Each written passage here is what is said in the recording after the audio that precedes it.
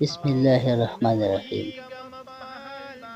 پیارے ساتھیوں، آپ کو گلہ اللہ اسٹوڈیو میں خوش آمدید کہتے ہیں۔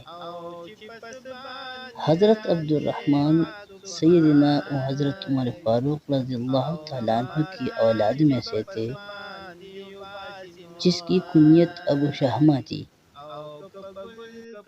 وہ بسلسلہ جہاد مصر تشریف لے گئے تھے۔ ایک رات انہوں نے نبیذ پی لی تھی کہ جس کا پینا فی نفس ہی تو جائز ہے، البتہ اگر اس میں نشہ پیدا ہو جائے تو پینا جائز نہیں ہوتا۔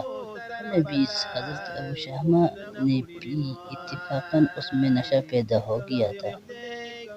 نشہ پیدا ہو جانے کا ان کو احساس پینے سے پہلے نہ ہوا۔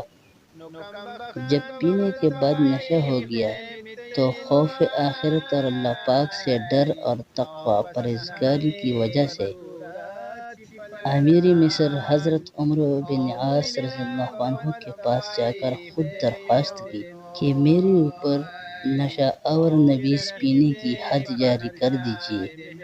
انہوں نے معذرت کر دی، مگر حضرت ابو شہمہ نے فرمایا کہ اگر حد جاری نہ کرو گے تو میں آپ کی شکایت اپنے باپ حضرت امیر المومنین عمر فاروق رضی اللہ تعالیٰ عنہ سے کروں گا۔ تب انہوں نے اپنے گھر میں ان پر حد جاری کی۔